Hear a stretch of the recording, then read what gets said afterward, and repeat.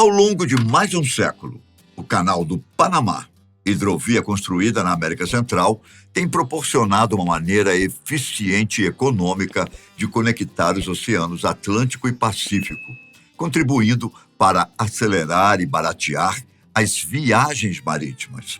Atualmente, seu papel na economia global é inestimável, já que cerca de 14 mil embarcações passam por ele todos os anos, levando produtos, suprimentos e todos os tipos de recursos das mais diversas áreas. Por exemplo, você costuma comprar produtos de sites chineses, conhecidos por preços mais baixos, né? Precisa adquirir mercadorias com computadores, entre outras peças tecnológicas que precisam ser importadas.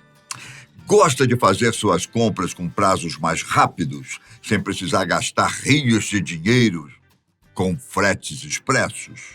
Então, você tem muito a agradecer ao Canal do Panamá, pois ele é um dos principais responsáveis pela democratização e popularização desse tipo de comércio nos últimos anos. Mas sua relevância vai muito além disso. Grande parte do que o Brasil produz atualmente para a economia global, especialmente produtos agropecuários como carne, soja, milho e café, é escoado através deste estreito. Por ele também passam mercadorias sensíveis e essenciais, como petróleo, uma das principais fontes energéticas do mundo, equipamentos médicos, medicamentos, suprimentos para a construção civil, enfim. Acho que conseguimos ilustrar a sua importância, não é? Então vamos lá. Acontece que esse importante canal pode estar com seus dias contados e os prejuízos acarretados pela paralisação de suas operações são imensuráveis.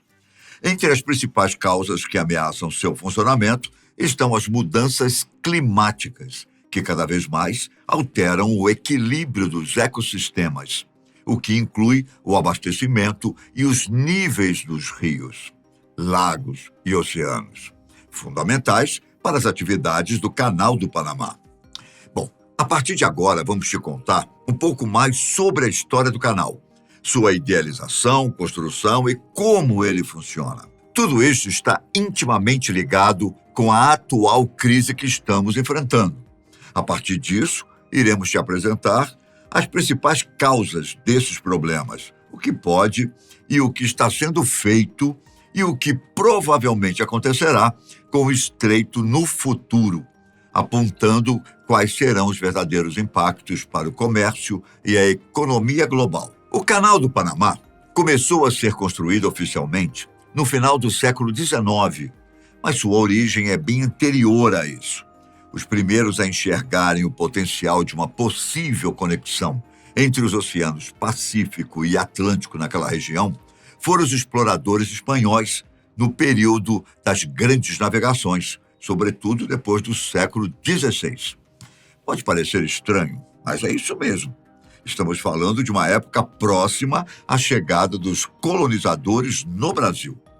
A primeira travessia entre os oceanos foi realizada ainda em 1513 pelo explorador espanhol Vasco Núñez de Balboa, utilizando o Istmo do Paraná. Istmo é uma estreita porção de terra que liga dois segmentos maiores, sendo rodeada por água nos outros lados. Como não havia nenhum tipo de preparação na época, é bem provável que a comitiva, guiada pelo europeu, tenha feito a maior parte do trajeto a pé, pois ainda que usassem pequenas embarcações, eles poderiam encontrar dificuldades com a topografia do local. Mas mesmo com estes percalços, foi possível vislumbrar os benefícios que poderiam ser extraídos desse, digamos, atalho. Porque, sem a utilização do Canal do Panamá, os navios que precisam atravessar as Américas tinham que contornar o extremo sul do continente, um local conhecido como Cabo Horn. Fazer o percurso dessa maneira acrescenta alguns dias ou semanas na viagem, além de aumentar significativamente os riscos e os custos, tornando tudo mais difícil e dispendioso, sobretudo para aquela época. Mas como os recursos e a tecnologia eram limitados, o projeto precisou de mais de 300 anos para deixar de ser um sonho e se tornar factível. Isso aconteceu por volta de 1881, por meio de uma iniciativa francesa liderada pelo engenheiro Ferdinand de Lesseps, que também esteve à frente do projeto colossal da construção do Canal de Suez. Este outro estreito foi construído artificialmente no Egito, entre o Mar Mediterrâneo e o Mar Vermelho, e foi inaugurado em 1869. Assim como o Canal da América Central, seu objetivo é, digamos, cortar caminho.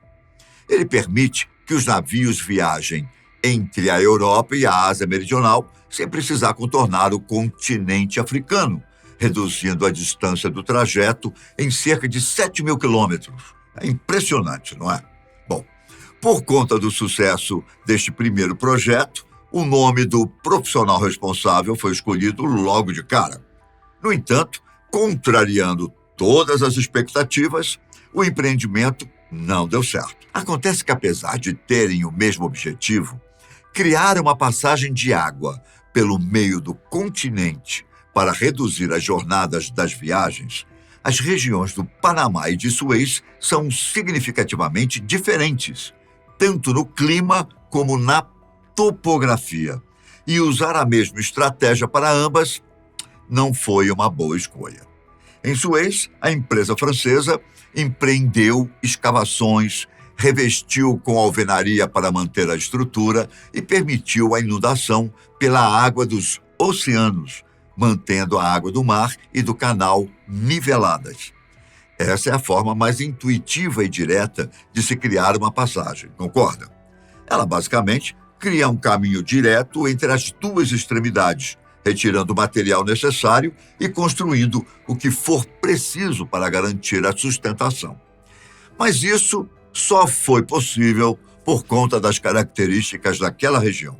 O clima desértico, com poucas chuvas, e a forma como a área era banhada pelos oceanos, permitiam que fosse feita essa espécie de ligação direta. Contudo, o Panamá é completamente diferente nesse quesito. Ele está em um local tipicamente conhecido pelo clima tropical, com florestas, terrenos acidentados, além das fortes e abundantes chuvas, que, dependendo da época do ano, acontecem praticamente todos os dias. Assim, o maquinário utilizado por Ferdinand de Lesseps, no Egito, era totalmente inapropriado para essa nova iniciativa. As panes nos equipamentos eram frequentes, além dos deslizamentos que comprometiam a estrutura da construção e segurança da equipe. Falando em segurança, os trabalhadores que vinham de outras partes do mundo não estavam habituados a estas condições climáticas específicas. Por isso, muitos padeceram durante as operações, seja pela condição de trabalho extenuantes ou pelo acometimento de doenças como a febre amarela e a malária, bastante comuns na época. Depois de todos esses contratempos, ficou claro que a investida não daria certo. Alguns anos mais tarde, a companhia francesa faliu e abandonou o projeto. Mas seu potencial era grandioso demais para simplesmente ficar inacabado. Em 1902, os Estados Unidos começaram a negociar as ações da empresa que havia sido responsável. Porém, as condições não agradaram à Colômbia, país que era responsável pelo território até então. No entanto, no ano seguinte, o Panamá conseguiu declarar sua independência, reconhecida pelos Estados Unidos, é claro. Após novas negociações, um acordo foi estabelecido e o projeto foi retomado no ano seguinte, em 1904. Ao todo, a construção do Canal do Panamá levou 10 anos. Empregou, em média, 60.000 trabalhadores, oriundos principalmente das ilhas caribenhas, e teve um custo estimado em 350 milhões de dólares. Algo bastante expressivo, sobretudo para a época. Apesar desta nova etapa enfrentar as mesmas dificuldades anteriores, isto é, os problemas gerados pelo clima e pelas doenças, o empreendimento pôde finalmente ser viabilizado, especialmente por conta da nova estratégia de funcionamento que é usada até hoje e que vamos conhecer logo em seguida. Finalmente, em 15 de agosto de 1914, a hidrovia foi inaugurada e deu início às operações com a travessia do SS Ancon, um navio de carga e passageiros que foi o primeiro a cruzar o canal. Durante décadas, a passagem foi administrada pelos Estados Unidos, até que em 1977 foi assinado um acordo que garantia o controle ao Panamá. Pequenas mudanças foram sendo realizadas e, a partir de 1999, o país caribenho assumiu a soberania do canal através da criação da Agência Governamental da Autoridade do Canal do Panamá. Agora que conhecemos como foi o processo de implementação do estreito, vamos entender melhor como ele funciona. Como dissemos, as operações realizadas por esta hidrovia não são diretas, como o simples nivelamento entre os dois extremos.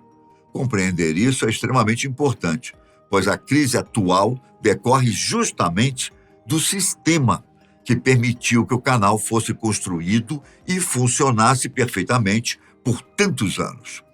Durante a primeira tentativa empreendida pela França, o engenheiro, também francês, Adolphe Godin, de Lepinay, percebeu que a técnica usada em Suez não poderia ser aplicada aqui e ofereceu uma alternativa que envolvia a construção de barragens em rios para a formação de lagos que fariam parte de um sistema de elevadores que permitiriam a passagem das embarcações. Ficou confuso? Fique tranquilo, que eu vou explicar melhor. Lembra que mencionei que o terreno nesta região, onde antes se encontrava o Istmo do Panamá, era bastante acidentado? Lembra disso? Isso, alinhado às questões climáticas e às doenças tropicais, dificultava e muito o trabalho de escavação, principalmente se levarmos em consideração as limitações dos equipamentos usados no começo do século XX. Em determinado momento, ficou simplesmente inviável continuar escavando para tentar nivelar o terreno. Foi assim que surgiu o sistema de eclusas ou represas para criar elevadores aquáticos que superassem esses desafios gerados pela diferença de elevação. De forma simples, o sistema funciona da seguinte maneira. Algumas barragens foram construídas para represar a água dos rios e criar um reservatório. Quando o navio chega para realizar a travessia, ele é posicionado na primeira eclusa e enormes portões se fecham atrás dele. A água disponível no lago começa a encher aquele reservatório, até que o navio se eleve e fique no mesmo nível da próxima represa. Em seguida, os próximos portões são abertos e ele passa para a próxima etapa. No entanto, para sair do canal, a embarcação precisa estar no nível do mar. Por isso, os níveis do reservatório precisam abaixar e o volume excessivo da água é despejado no oceano, fazendo com que ele consiga concluir a travessia. Extremamente inteligente, não é? É por isso que o sistema é comparado ao funcionamento de elevadores.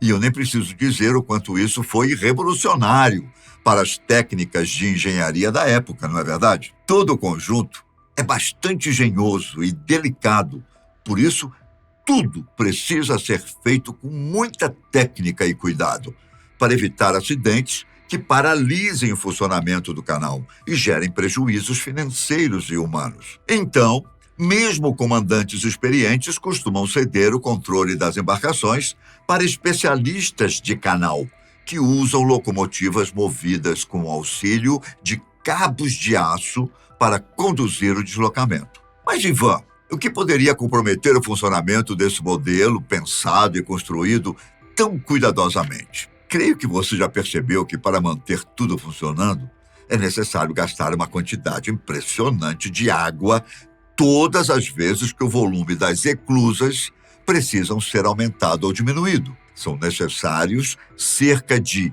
200 milhões de litros de água doce que saem dos lagos, enchem a represa e depois são lançados no mar. A Terra é ironicamente conhecida como o planeta Água, mas nós estamos cansados de saber que grande parte desses recursos estão nas geleiras ou no oceano. São impróprias para consumo.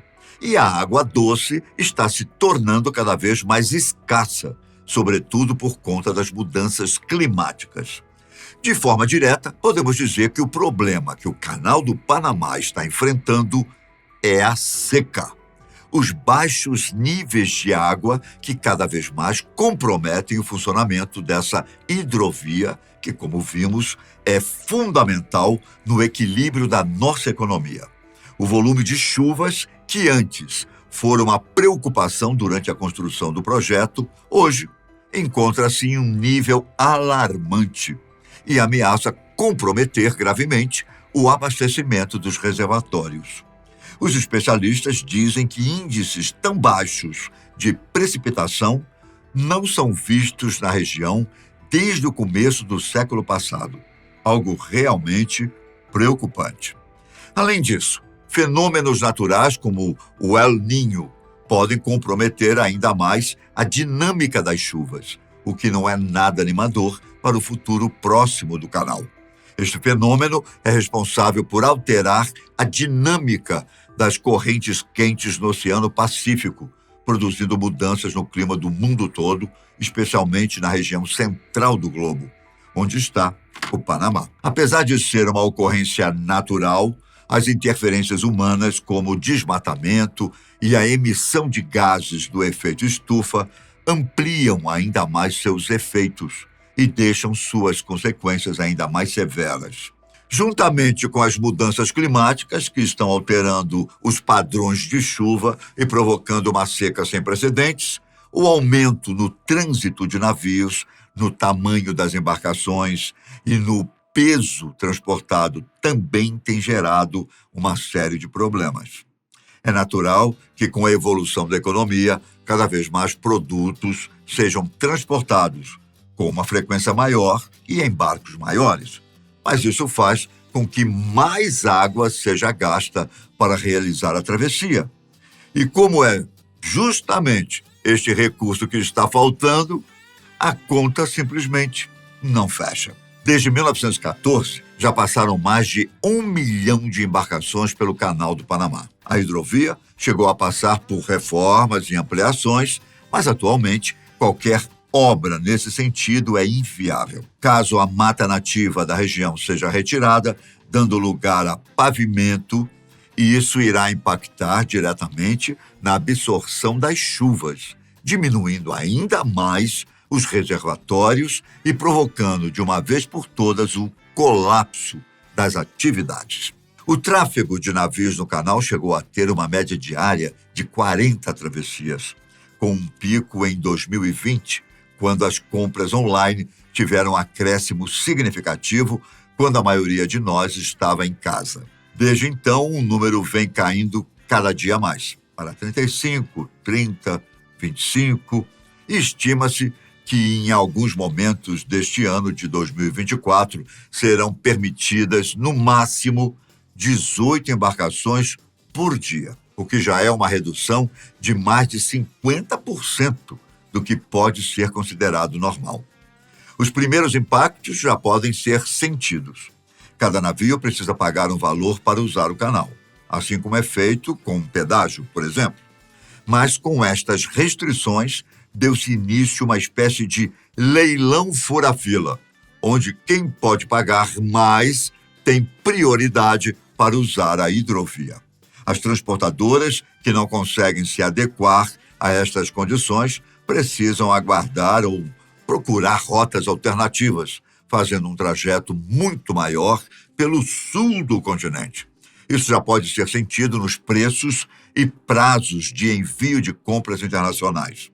E teve impactos significativos no último Natal, na América do Norte, relatam especialistas. Além disso, o transporte de serviços essenciais, como petróleo, grãos, propano, medicamentos, enfim, recursos que estão além das compras de mercadoria do dia a dia, também estão sendo prejudicadas e seu impacto na economia mundial será sentido de forma mais contundente.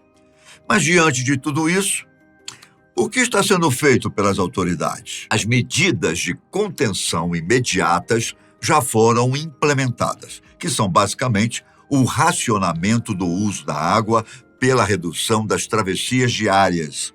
Porém, isso não resolve o problema a longo prazo, além de criar outras consequências indesejadas, como o aumento dos preços e prazos de envio que comentamos. Entre as possíveis soluções estão a exploração de fontes alternativas de água dos oceanos, por exemplo, a adoção de novas técnicas para construir a elevação das embarcações, com desenvolvimento e implantação de novas técnicas, ou conseguir viabilizar técnicas conhecidas em grande escala, como a dessalinização da água marinha para abastecimento dos lagos que controlam as eclusas.